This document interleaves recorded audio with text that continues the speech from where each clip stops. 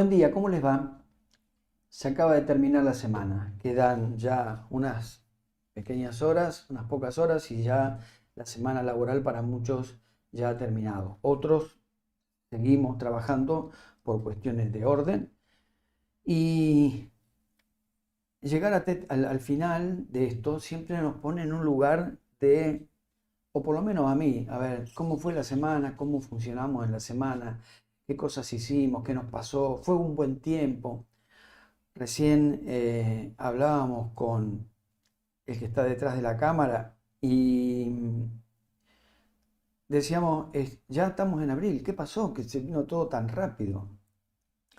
Un tercio del año ya lo hemos vivido y vemos la vorágine que tiene eso. Es muy, muy rápido todo, muy de acomodarse las cosas casi sobre el tiempo. Y hoy pasó desapercibida una noticia, me parece para algunos, que ya no debemos cuidarnos del distanciamiento obligatorio.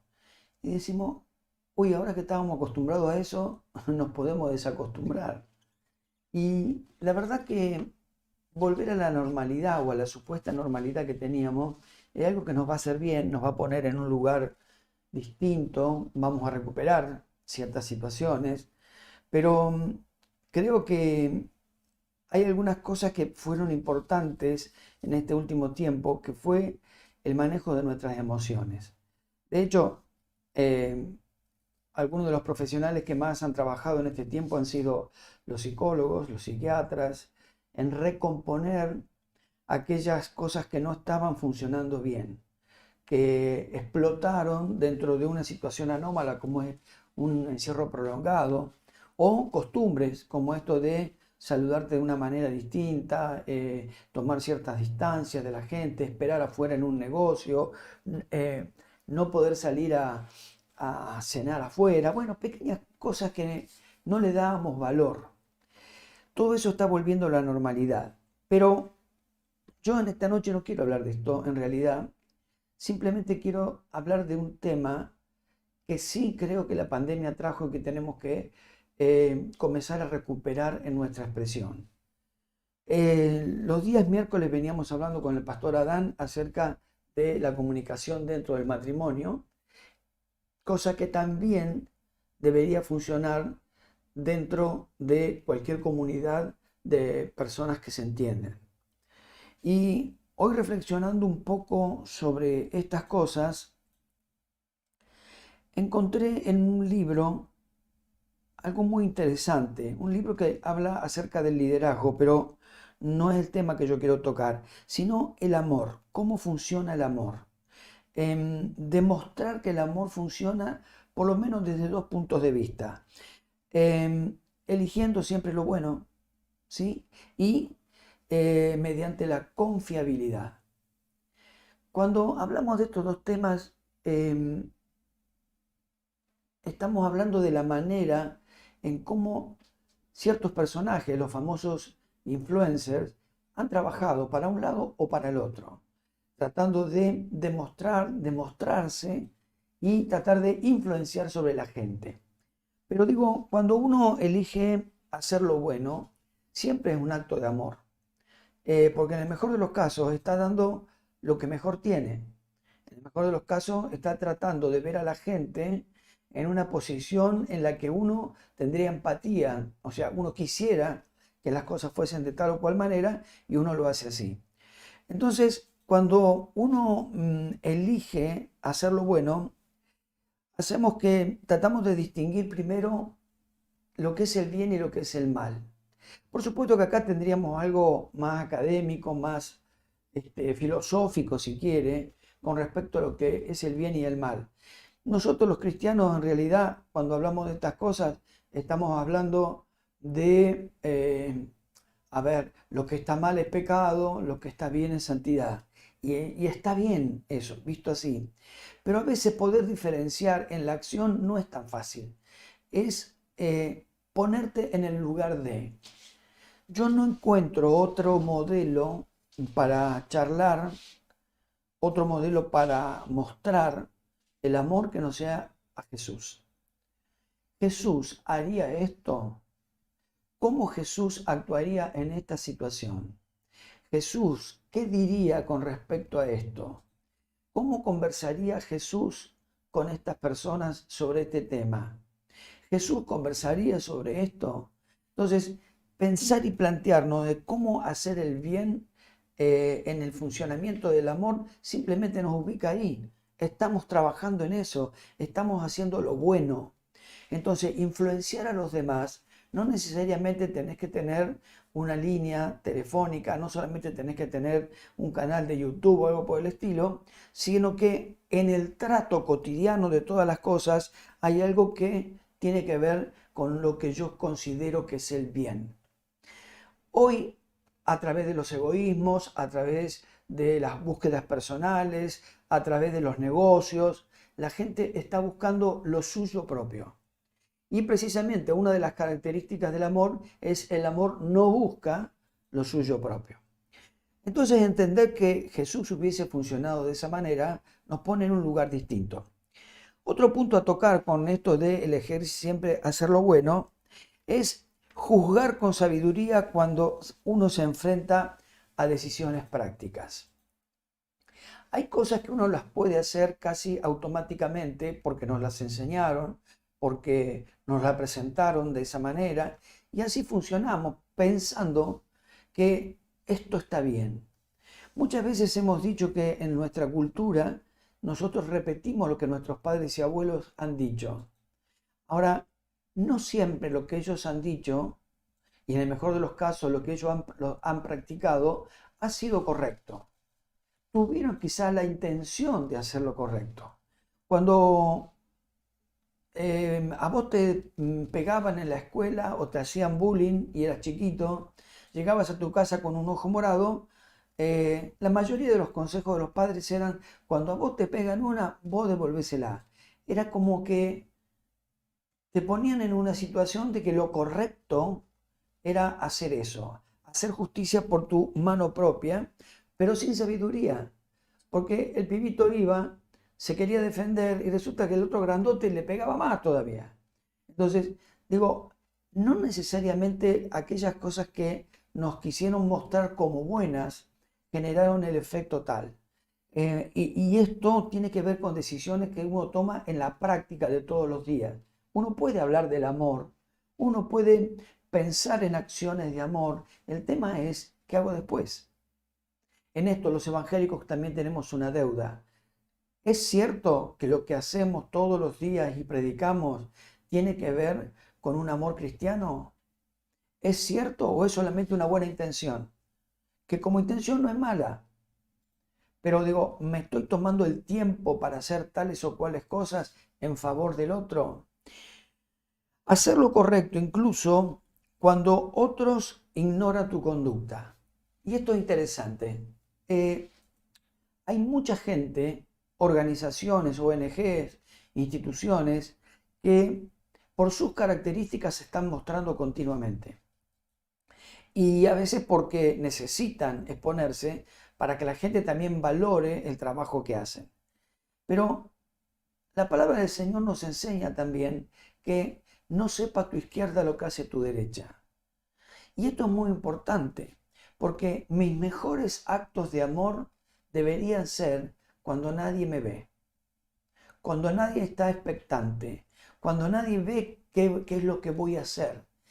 Encontramos a Jesús en varias de estas ocasiones haciendo las cosas él solo. Fíjese, Jesús y la samaritana. Cuando llegaron al pozo donde estaba la samaritana para tomar agua, Jesús les dijo a sus discípulos que fueran a comprar comida. Si me permite, entre líneas, lo que hizo fue sacárselos de encima. ¿Por qué? Porque iba a entrar en una conversación con una persona que ellos seguramente la iban a prejuzgar. Porque era samaritana, encima tuvo 5 maridos. Bueno, a ver, un juicio entre los 12 iba a haber. Jesús, para hacer el acto correcto de bondad y de misericordia sobre esa mujer, se sacó de encima a aquellos que seguramente iban a prejuzgar. La pregunta entonces que yo me hago es, ¿estoy haciendo todos los días, y agrego esto, enfatizo en esto, todos los días, algo bueno sin que nadie se entere? ¿Estoy ocupándome de alguien que necesita que lo cuiden, que lo sostengan, que lo bendigan de alguna manera sin que alguien lo sepa? Porque si no, estamos en lugares que a veces nos es fácil encontrar una exposición. Ahora, trabajar en secreto para que solamente el Señor te vea es importante, porque muchos necesitan estar en un cuadro, en un lugar de protagonismo y que la gente considere qué buena acción que ha hecho esta persona. Hoy con las redes sociales todo se filma, todo es foto y todo se expone. Ahora, la palabra del Señor nos enseña otra cosa, que nosotros debemos hacer las cosas en secreto y Dios que ve en lo secreto te va a recompensar en público. ¡Wow! Esa es una posición interesante. También debemos pensar en lo siguiente, que tener una consideración y una sensibilidad siempre mayor al tratar con las personas. Cuando uno funciona en amor, necesariamente debe ponerse en el lugar del otro. Cuando vemos la parábola del samaritano, de aquel muchacho que pasó el fariseo, pasó el escriba delante del hombre que estaba herido y pasa el samaritano y lo ve herido, no le correspondía tratarlo, era alguien que tocara a un enfermo, le traía complicaciones, su tiempo era escaso, su dinero era a lo mejor el acotado, sin embargo, aquellos que deberían haberlo hecho, el escriba y el fariseo, solamente miraron y siguieron. Y los dos, tanto el fariseo como el escriba, tenían una buena excusa. Un hombre herido o muerto no lo podían tocar. Y ante esta situación estaban justificando el acto del no amor, si usted me permite. Pero el Señor me enseña ahí que yo debo tener consideración y sensibilidad por las personas. Ahí espontáneamente se genera el acto de amor. Cuando yo soy sensible a que alguien no la está pasando bien. El otro día estaba pensando a solas, por supuesto, y no lo comenté con nadie, pero digo, yo habiendo ejercido la medicina, esto es como andar en bicicleta, muchas cosas no se te olvidan, las seguiría haciendo. Yo podría hacer hoy una cesárea sin ningún tipo de problema, u otro tipo de operación que tenía que ver con mi profesión, con mi especialidad. Pero pensaba, digo, qué bueno estaría enrolarme en los cascos azules o en alguna de estas grupos internacionales para ir a Ucrania a trabajar con la idea de poder mitigar el dolor de aquel que está herido desde la medicina, pero en el mejor de los casos, si veo que alguien no tiene ya solución, que está muy mal herido, digo, qué bueno tener la posibilidad de aprenderme 3 o 4 palabras en ucraniano para decirle si quiere aceptar a Cristo como el Señor y el Salvador de su vida. Vida que se está terminando. Pero en ese momento crucial que va a pasar a la vida eterna, ¿dónde pasarla? Por ahí uno no tiene mucho más que ofrecerle desde la medicina, pero sí desde la eternidad. Por supuesto, esto fue un pensamiento y quedó allí en el aire. Demostrar que el amor funciona mediante la confiabilidad hoy en día es algo muy importante. ¿Somos confiables? Primer pregunta que yo quiero hacer. Ser confiable es ser genuino e íntegro. Es lo que se ve, es lo que hay. Ahora, vamos a hacer un testeo acerca de la confiabilidad, porque ser confiable es un acto de amor. Usted hace que alguien le crea. La Biblia dice que el amor todo lo cree. Ahora, si yo funciono en amor, también deberían creerme que yo soy confiable. Permítanme hacerle algunas preguntas.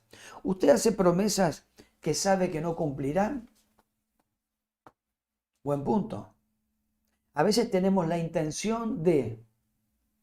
yo veo que a veces mandan mensajes, pido oración por fulano de tal que está pasando tal o cual situación. Y empiezan a aparecer en el chat, estamos orando, oremos por él, sí, Dios lo va a sanar. Son todas buenas intenciones. Yo quisiera saber si toda esa gente realmente está orando en ese momento. Porque la Biblia dice que cuando dos se ponen de acuerdo, Él está en medio de ellos para bendecir. Ahora, también creo y entiendo que mientras estás chateando y aparece eso, vos tenés un chat de buena voluntad. Le decís, sí, vamos a orar por ese, pero seguís mirando otra cosa y se te pasó el tiempo y no oraste por esa persona.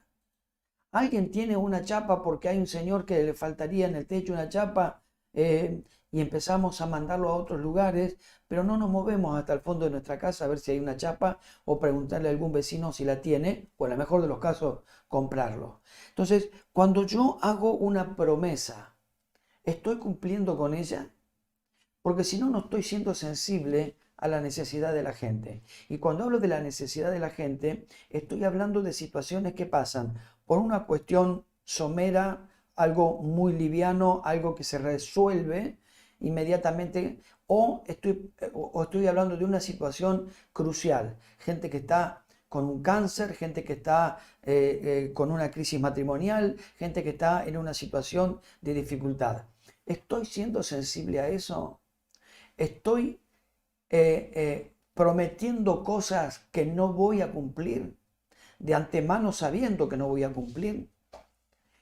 Otra pregunta, ¿pagas tus cuentas a término?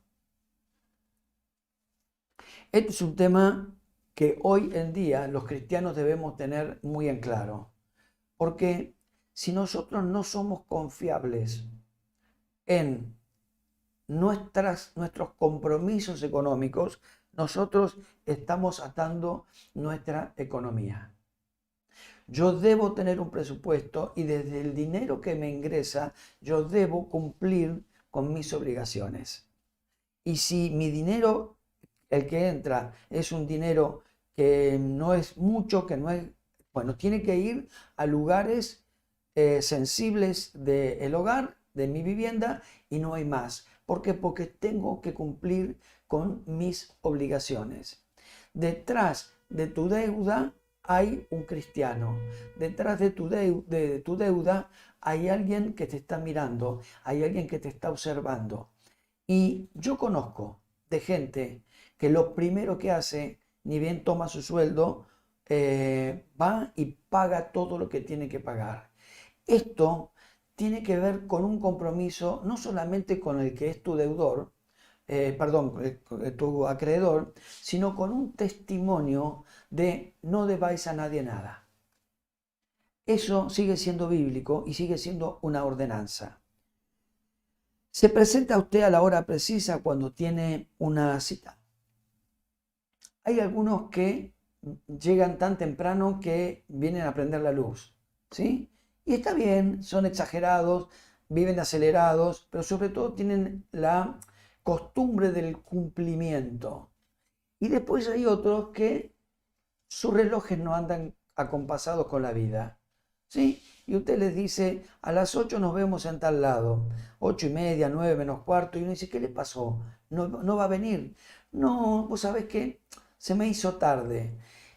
¿Cómo puede ser que algo se te haga tarde cuando hay alguien del otro lado confiando que vos vas a estar a un horario? Yo tengo un amigo que tiene agenda, como la mayoría de la gente, y él agenda todas las cosas que tiene que hacer a tal o cual hora. Y de pronto un día estoy charlando con él y me dice, bueno, te dejo porque tengo que ir a hablar, ya tendría que haber estado con un cliente hace más o menos una hora y se ha un poco atrasado. Eran las 10 de la mañana y ya estaba atrasado una hora. Ahora, lo que charlamos ese día no fue nada importante. Estuvimos hablando de cosas banales que no hacían a la vida ni del uno ni del otro. Y fue una linda charla, pero le quitó a la gente que tenía en la agenda una hora de su tiempo. el otro lo debe haber estado esperando, a lo mejor no tomó otro compromiso, a lo mejor no citó a nadie, simplemente porque había agendado que este amigo mío a las 10 iba a estar allí. Bueno, era a las 11 y estaba conmigo todavía. Digo, ¿somos confiables en esto? Esto parece unanimidad, una cosa pequeña, pero tiene que ver con el amor. Yo amo a mi prójimo y si amo a mi prójimo, lo que hago es respetar sus horarios y los que nos imponemos mutuamente. Dos preguntitas más. ¿Sigue usted el camino hacia sus compromisos a largo plazo? A veces hay gente que toma decisiones con respecto a un objetivo, con respecto a una decisión, con respecto a un proyecto.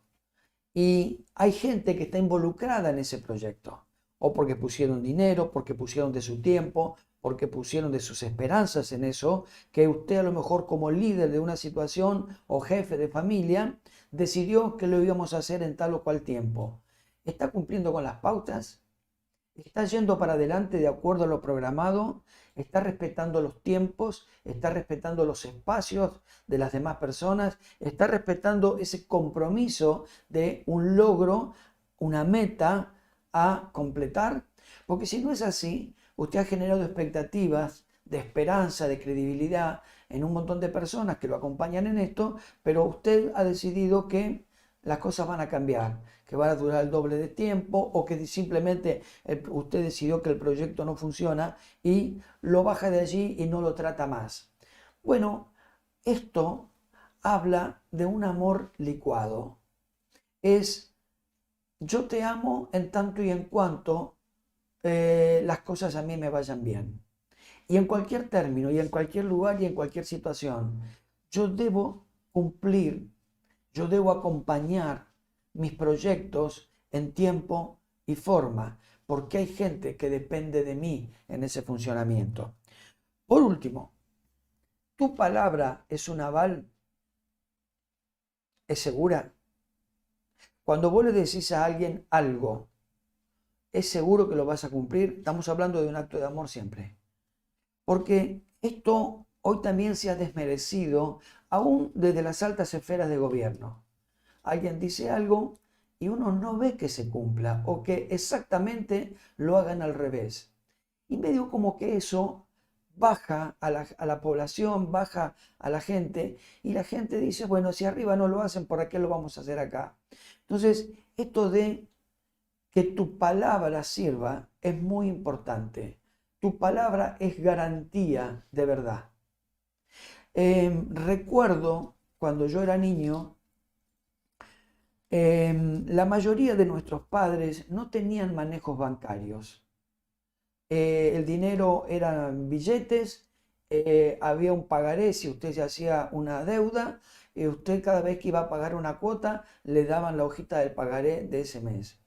Pero también he conocido y he visto a mi papá y a amigos de mi papá darse la mano, prestarse plata para alguna situación, una enfermedad, lo que fuese, prestarse plata, darse la mano y eso era suficiente. Usted sabía que ese que le dio la mano tenía una palabra confiable. Le había dado su palabra. Creo que en este tiempo la palabra ha sido desvalorizada. Hoy necesitas avales para cualquier cosa, necesitas garantías y garantes para cualquier mínima cosa que quieras comprar. Entonces se te hipoteca la palabra, porque nadie cree en la palabra del otro. Y nosotros como cristianos deberíamos revalidar esa palabra, deberíamos tener una posición tan férrea en esto que eleve nuestra manera de pensar. Que del otro lado se vea que nosotros estamos teniendo una garantía que no se ve en otros lados. Y cuando usted es confiable desde la palabra, desde su propia palabra, usted puede predicar el Evangelio. Porque usted no puede hacer lo que la Biblia dice, saldrá de una misma canilla, de una misma fuente, agua dulce y agua amarga. Y ahí está el problema. nosotros deberíamos siempre decir la verdad en todas las cosas. Deberíamos ser confiables siempre. Deberíamos estar atentos y sensibles a lo que le pasa al otro siempre. ¿Por qué? Porque Jesús hacía eso. Entonces, a partir de esa situación, Jesús, cuando asciende, Él dice que vayamos y prediquemos el Evangelio a toda criatura. El que creyere será salvo, el que no creyere será condenado. Es simple la ecuación. Yo lo que tengo que hacer desde la muerte de Jesús hasta acá es predicar el Evangelio. Ahora, predicar el Evangelio para que la gente sea salva no es solamente versículos bíblicos, no es solamente hacerle hacer a la gente la oración de fe, de aceptar al Señor como Salvador de su vida, sino también que mi gestualidad y mis prácticas estén todo el tiempo hablando del amor de Jesús. Cuando hubo que pagar los impuestos y los discípulos no tenían el dinero, Jesús produjo un milagro, el famoso denario en la boca de un pez. A ver, denle al César lo que es del César y a Dios lo que es de Dios. Paga tus impuestos, paga tus deudas, poner las cosas en su lugar, porque es un acto de confiabilidad, pero también es un acto de amor, porque ese dinero, no importa cómo ni de qué manera, va a llegar a bendecir a otras personas. Pero por otro lado también ponerme a cuenta con Dios, con aquellas cosas que tienen que ver con mi ofrenda, con mis primicias, con mi diezmo, con lo que fuese. ¿Por qué? Porque si una cosa no funciona desde ese punto de vista, si mi relación con Dios es deudora, ¿sí? ¿Por qué mi palabra debería ser verdadera? Bajo ningún punto de vista. Entonces, este es un tiempo donde tenemos que ver si estamos demostrando que el amor funciona. Si estamos pudiendo mostrar al mundo que ser cristiano cambia las cosas, que es una contrarrevolución. Y nosotros debemos entender eso. El mundo está revolucionado por nuevas doctrinas. Hoy comienza el Ramadán entre los árabes y ellos van a tener un mes entero de ayuno y oración y de plegarias durante varias veces en el día. Pero mucha de la gente que está involucrada en esa misma religión están teniendo un problema, que están teniendo una especie de estado dentro de ellos mismos, que es el ISIS, que trae problemas de matar gente. ¿Y sabe por qué? Porque les han convencido de que si uno mata a una persona que no es musulmana, por supuesto que no estoy hablando de la gente de buen hacer y de buena fe entre los musulmanes, estoy hablando de los grupos contrarrevolucionarios y terroristas. Ellos piensan que si matan a alguien que no es musulmán y que no está en favor de Alá, bueno, ellos van a, y si se mueren en un acto terrorista, ellos van a ir al paraíso y le van a dar 72 mujeres, 72 vírgenes, más un montón de cosas más por la eternidad. Y mueren por un negocio. Mueren porque hay algo que le devuelven, en teoría. A ver, nosotros no estamos esperando que nos digan gracias. Nosotros lo debemos hacer porque corresponde hacerlo. Jesús en la boda de Caná se quedaron sin vino y era una deshonra para el novio de la boda quedarse sin vino junto con sus amigos. Esto ya era un mal inicio de la economía. Jesús no dijo, bueno, a ver qué les voy a cobrar por esto. Sin embargo, solamente les pidió vasijas con agua y él transformó el agua en vino. No encuentro en el pasaje que Jesús en ningún momento haya pedido y esperado las gracias. Hermano querido, cada vez que usted tiene un acto de amor hacia los demás, no hace falta que lo vea nadie. En tanto y en cuanto lo vea el Señor, todo está bien, todo va a estar bien. Y usted va a ir un día al cielo y ahí en el cielo le van a decir, yo te vi el día que estabas haciendo esto. Nadie te vio, pero yo lo vi y lo recuerdo. Y uno se va a sorprender porque a veces esos actos de amor Dios te los borra de la memoria. Me he encontrado con muchas pacientes mías o he atendido a gente acá en la iglesia que me dicen, ¿te acordás cuando vos trajiste a mi hija o a mi hijo al mundo? No, no me acuerdo, la verdad no me acuerdo. Pero ella sí se acuerda porque los pacientes se acuerdan de los médicos, por el bien o por el mal. Sin embargo, Dios me ha borrado de la cabeza todos esos actos de amor que yo hice simplemente para que no me la crea. Simplemente porque había que hacerlo así y eso estuvo bien. Así que te invito a que en este fin de semana reflexiones sobre eso. Si lo que estás haciendo son actos de amor que funcionan, son actos de amor que tienen una fragancia, que van delante del Señor como un perfume de olor suave. Porque Él, por amor, también se entregó en la cruz para que vos y yo pudiésemos ser limpios de nuestros pecados. Allí llevó nuestras enfermedades y dolencias. Allí Él cerró un ciclo que tenía que ver con el amor. Y nos invita también a hacer las mismas cosas. Entonces, amigo, amiga, hermana, querida, hermano querido, proponete a partir de este fin de semana que no te vean mucho haciendo las cosas que tienen que ver con el amor. Obviamente que algunas se notan y se muestran y se hacen delante de la gente por el acto mismo, pero pensá en bendecir a otro, pensá en que te gustaría a vos que te hagan y eso hacerlo con otra persona.